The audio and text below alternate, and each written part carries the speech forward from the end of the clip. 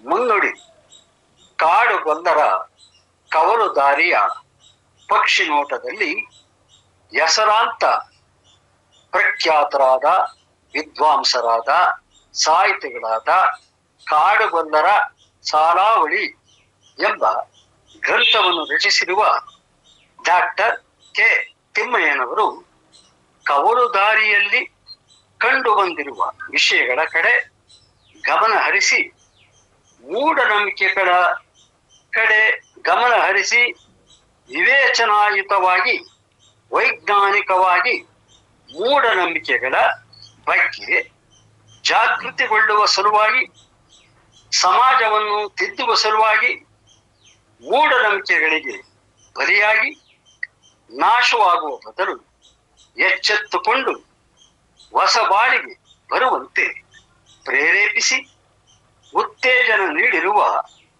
Doctor K ತಿಮ್ಮಯ್ಯನವರ ಲೇಖನದ ಸಾರಾಂಶ.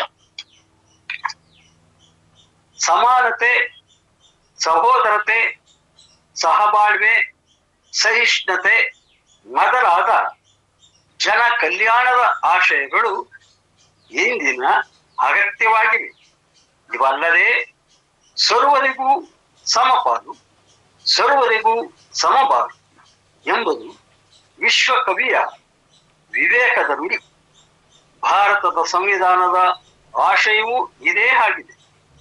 ಭಾರತದ ಎಲ್ಲ ಪ್ರಜೆಗಳಿಗೆ ಸಾಮಾಜಿಕ, ಆರ್ಥಿಕ, ರಾಜಕೀಯ ನ್ಯಾಯವಲ್ಲದೆ ವಿಚಾರ ಸ್ವಾತಂತ್ರ್ಯ, ಅಭಿವ್ಯಕ್ತಿ ಸ್ವಾತಂತ್ರ್ಯ, ಧಾರ್ಮಿಕ ಉಪಾಸನೆಯ ಸ್ವಾತಂತ್ರ್ಯ ಮೊದಲಾದವನ್ನು ಕೊಡಮಾಡಿದ ವ್ಯಕ್ತಿ ಗೌರವ, ನಂಬಿಕೆ, ಆಚರಣೆಗಳಿಗೆ ಸಮಾನ ಅವಕಾಶಗಳು ಎಲ್ಲರಿಗೂ ಲಭಿಸಿವೆ.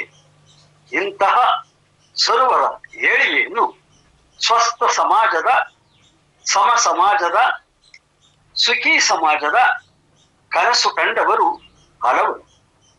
ಬುದ್ಧ, ಬಸವಣ್ಣ, ಅಲ್ಲಮ್ಮ, ಪೆರಿಯಾರ್, ನಾರಾಯಣ ಗುರು, ಅಂಬೇಡ್ಕರ್, ಗಾಂಧೀಜಿ, ಕುವೆಂಪು ಮೊದಲಾದ ಹಲವಾರು ಸಮಾಜ ಸುಧಾರಕರು, ಕವಿ, ಕಲಾವಿದರು, ರಾಜಕೀಯ ಚಿಂತಕರು, ಸಂಸ್ಕೃತಿಯ ಚಿಂತಕರು ಮೊದಲಾದವರೆಲ್ಲರ ಅನಿಸಿಕೆ ಅಭಿಪ್ರಾಯ ಒಂದೇ. ಸಮ ಸಮಾಜ, ಸರ್ವರ ಏಳಿಗೆ, ವಿವಿಧ ವರ್ಗ ಧರ್ಮಗಳ ಬೋಧನಾ ವಿಧಾನ, ಚಿಂತನ ಕ್ರಮ ಭಿನ್ನವಾದರೂ ಎಲ್ಲದರ ಗುರಿ ಒಂದೇ: ಮಾನವ ಕಲ್ಯಾಣ, ಮನುಕುಲದ ಒಳಿತು. ಇವೆಲ್ಲವನ್ನೂ ಮೀರಿದ ಮನುಷ್ಯ ಮತದ ಪರಿಕಲ್ಪನೆಯಂತೂ ಇಂದಿನ ಅತ್ಯವಶ್ಯಕ. ಚಿಂತನೆಯಿಂದೆಯೇ ಉದ್ಭವಿಸಿಕೊಂಡು ಬಂದ ವಸುದೇವ ಕುಟುಂಬಕರ ಎಂಬ ಪರಿಕಲ್ಪನೆಯೇ ಅದ್ಭುತ. ನಮ್ಮ ನಾಡಿನ ವಿಶ್ವಕವಿ ಕುವೆಂಪು ಅವರಂತೂ ಈ ದೇಶದ ಮಾತ್ರವಲ್ಲ, ಇಡೀ ವಿಶ್ವ ಚಿಂತನೆಯಾಗಿ ನೀಡಿದ ಪಂಚಮಂತ್ರಗಳು ಎಲ್ಲರ ನಿತ್ಯ ಪಠನೆಯ ಮಂತ್ರಗಳಾಗಬೇಕಾಗಿದೆ. ಮನುಜಮತ, ವಿಶ್ವಪಥ, ಸರ್ವೋದಯ, ಸಮನ್ವಯ, ಪೂರ್ಣ ದೃಷ್ಟಿ ಎಂಬುವು ಬರಿಯ ನುಡಿಗಳಲ್ಲ, ಸರ್ವಜನ ಕಲ್ಯಾಣದ ನುಡಿಕಿರಣಗಳು. ಇಂತಹ ಚಿಂತಕರನ್ನು, ವಿಶ್ವವಿಜ್ಞಾನಿಗಳನ್ನು, ಸಾಮಾಜಿಕ ವಿಜ್ಞಾನಿಗಳನ್ನು ಬೆಳಕಿನ ಹಡಗುಗಳೆಂದೇ ಕರೆಯಬಹುದು. ಈ ಎಲ್ಲ ಬೆಳಕಿನ ಹಡಗುಗಳಿಗೆ ಗುರಿ ಒಂದು: ಸಮಾಜದ ಗಾಢಾಂಧಕಾರವನ್ನು ತೊಡೆದು ಬೆಳಕನ್ನು ಹರಡುವುದು.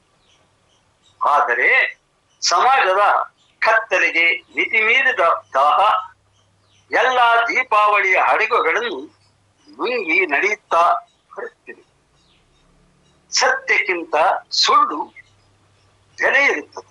ಅದಕ್ಕೆ ಸತ್ಯಕ್ಕಿಂತ ಸುಳ್ಳಿನ ರೋಚಕ ರಂಜಕತೆಗಳೇ ಪ್ರಿಯವೆನಿಸಿದೆ. ಏಕೆಂದರೆ ಭಾರತೀಯ ಸಮಾಜದ ಜನರಿಗೆ ಸ್ವಂತ ಚಿಂತನೆಗಳು ಬಲು ಕಡಿಮೆ.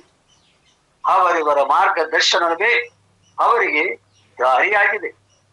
ಇವರ ಮಾರ್ಗದರ್ಶಕರಿಗಂತೂ ಇನ್ನಿಂದ ಸ್ಪರ್ಧೆ, ಅದೇ ಅವರಿಗೆ ಅರ್ಥ, ಬದುಕಿನ ಬಂಡವಾಳ.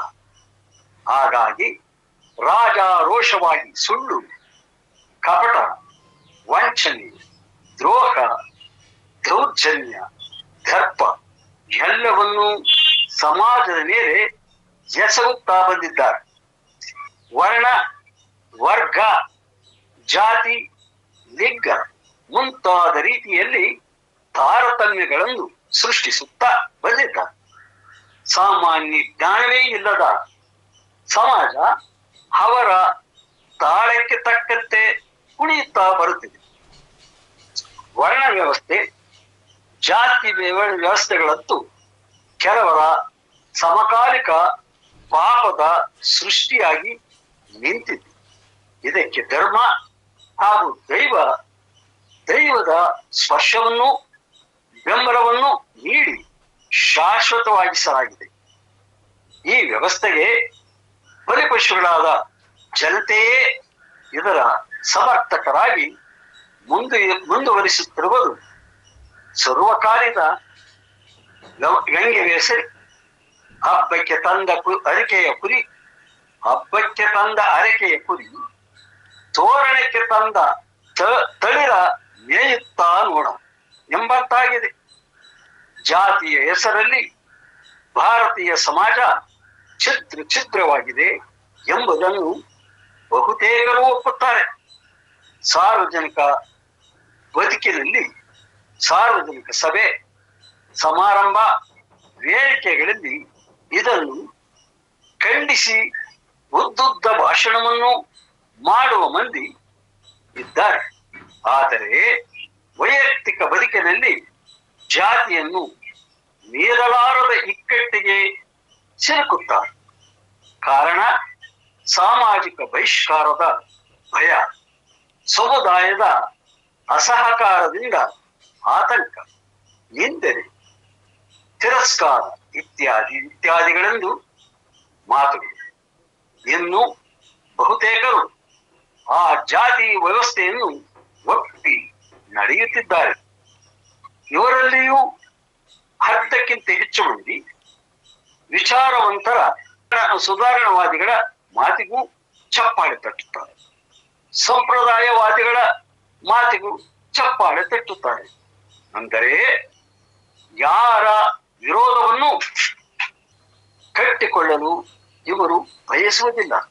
ಗಾಳಿ ಬಂದ ಕಡೆಗೆ ತೂರಿಕೊಳ್ಳುತ್ತಾರೆ. ಅದರಂತೆ ಮುಂದೆ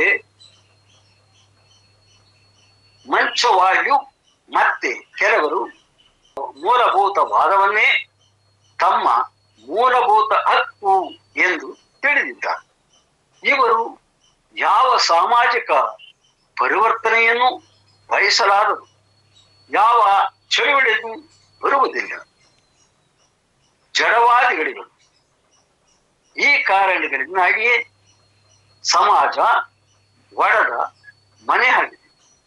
ಸಾಮಾಜಿಕ ಚಲನೆಗೆ ಅವಕಾಶ ನೀಡದೆ ಮುಚ್ಚಿದ ವ್ಯವಸ್ಥೆಯಾಗಿದೆ ಎಂದು ಪರೋಕ್ಷವಾಗಿ ಹಾಗೆಯೇ ಮುಂದುವರೆದಿದೆ.